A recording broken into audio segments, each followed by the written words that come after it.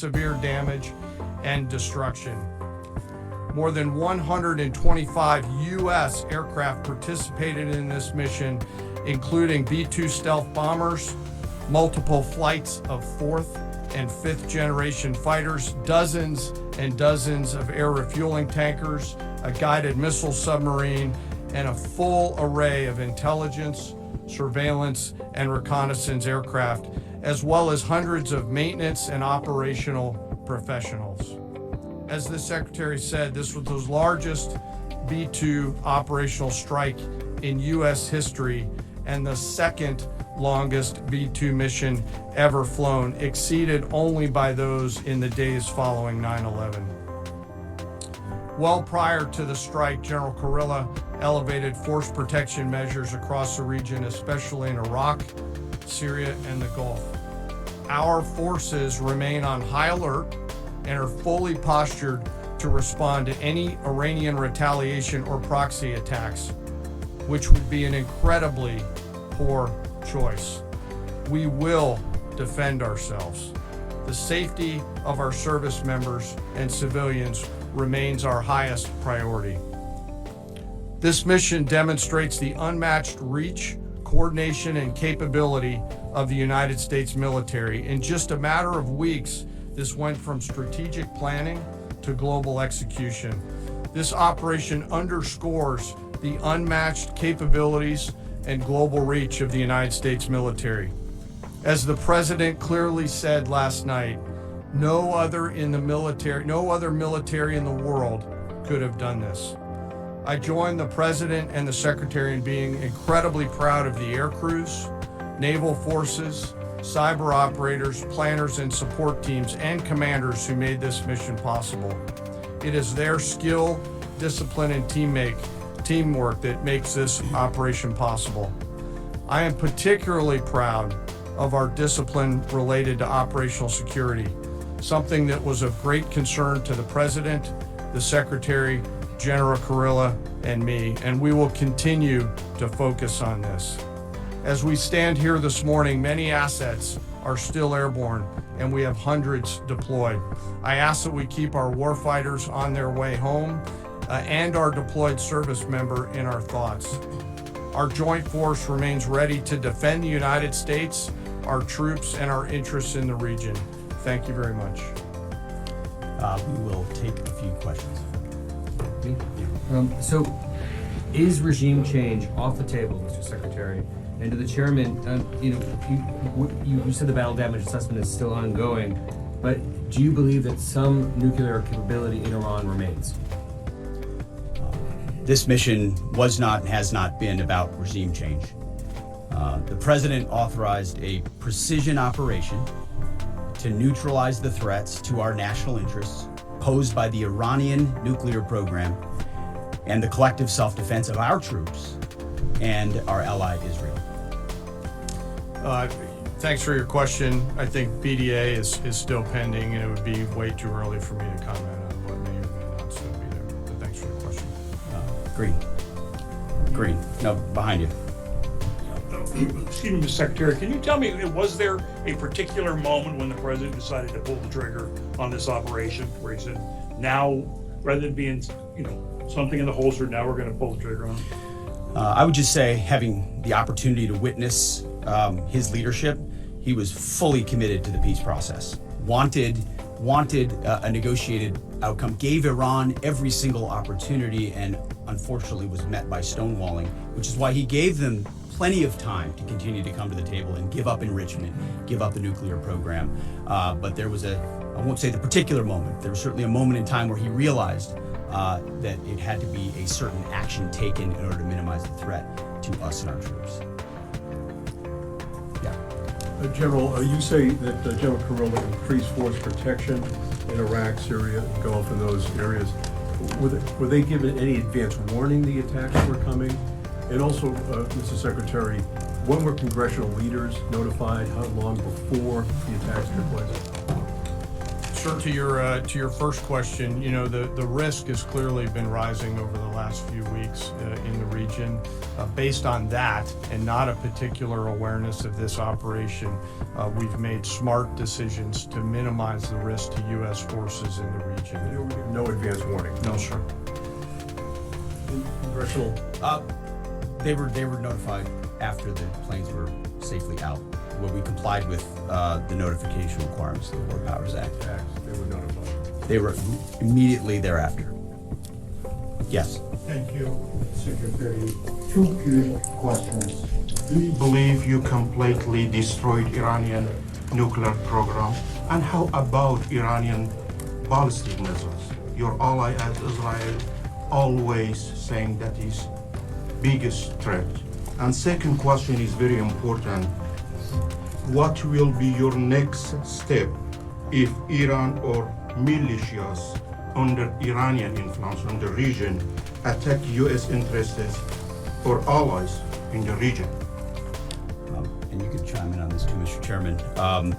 The battle damage assessment is ongoing, but our initial assessment, as the chairman said, is that all of our precision munitions struck where we wanted them to strike and had the desired effect.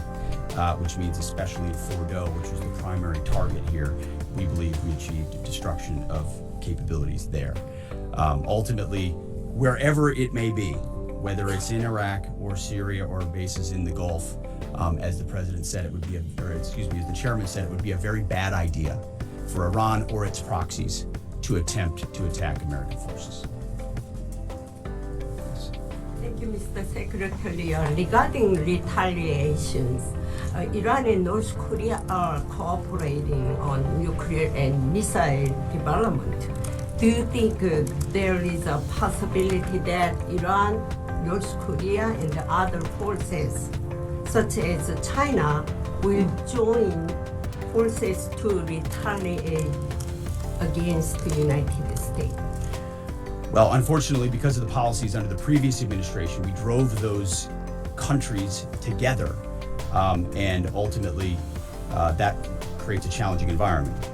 For this particular operation, the focus is on Iran and Iranian nuclear capabilities. That's our focus here, is to not just say that they can't have, but President Trump has said from over 20 years, frankly, Iran cannot have a nuclear weapon. And ultimately, he decided this is the moment, given their stonewalling, when direct military action had to be taken to prevent that from happening.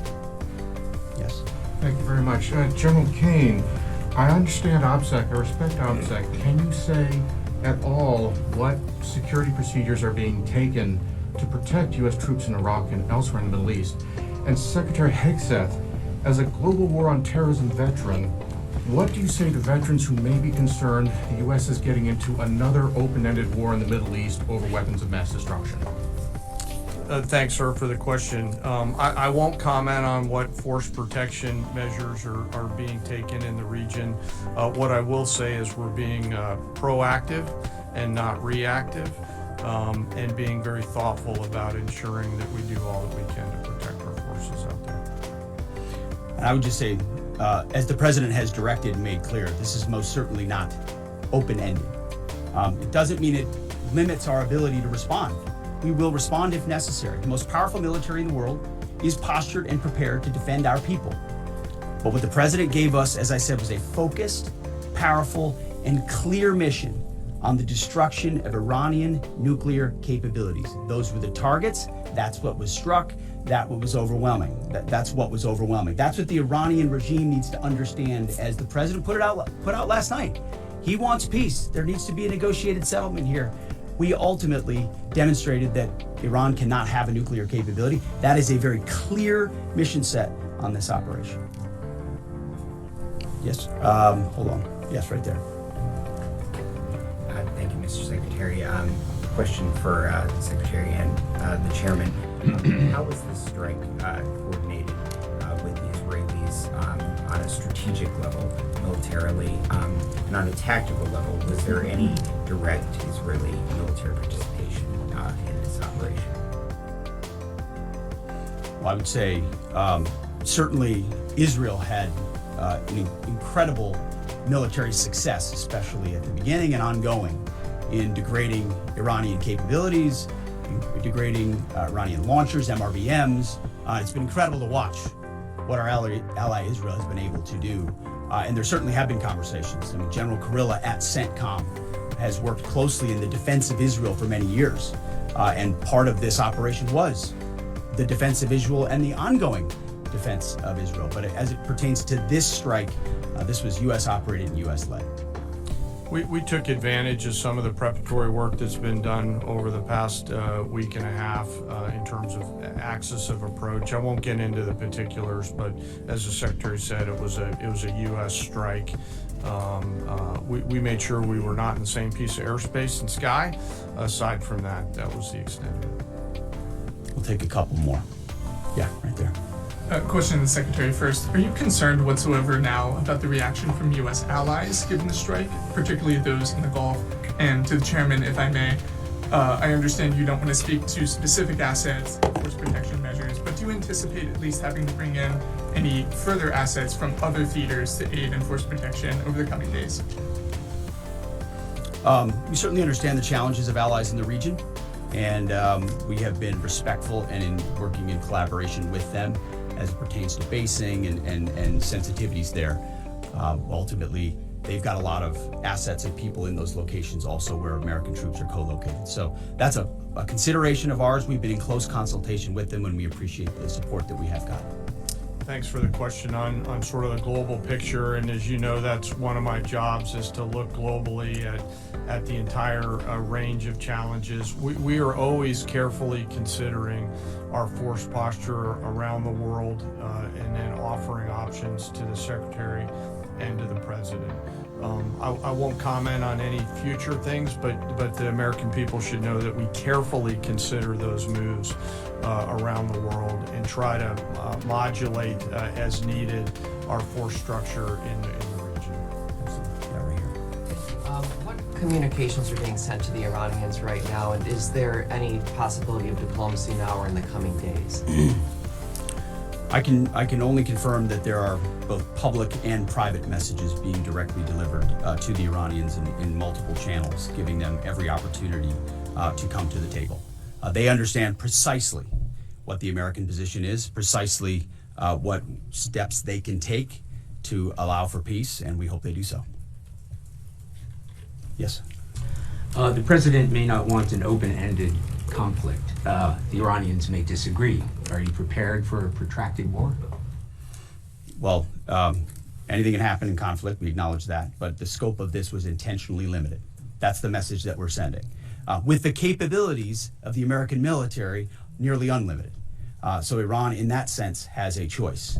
But we've made it very clear to them, this is nuclear sites, this is nuclear capabilities, this is the line that the president set, and we set that back. Now is the time to come forward for peace, but I think one of the takeaways from this as well is the unprecedented level of ongoing cooperation. I can't speak highly enough of the chairman and his staff and General Kurilla in CENTCOM, what they've done to look around the corner, to pre-position, to understand how an operation like this comes together. The scope and scale of what occurred last night would take the breath away of almost any American if you had an opportunity to watch it in real time. And I think Tehran is certainly calculating the reality that planes flew from the middle of America and Missouri overnight, completely undetected over 3 of their most highly sensitive sites, and we were able to destroy nuclear capabilities, and our boys in those bombers are on their way home right now. We believe that'll have a clear psychological impact on how they view the future, and we certainly hope they take the path of negotiated peace. But I could not be more proud of how this building operated, of the precision, the sensitivity, and the professionalism of the troops involved in this effort. I will take one more. We'll take one more question. Yes, right there. Thank you, Mr. Secretary. Concerning the justification for these strikes, in March, the Office of the Director of National Intelligence released their threat assessment, concluding, quote, Iran is not building a nuclear weapon, and Caine has not authorized the nuclear programs he suspended in 2003, unquote. So what new intelligence does the U.S. have since then that the Iranians have changed their position on nuclear weapons And does this new intelligence come from U.S. sources and methods, or are we getting this information from other countries? Well, I would just simply say that the president's made it very clear.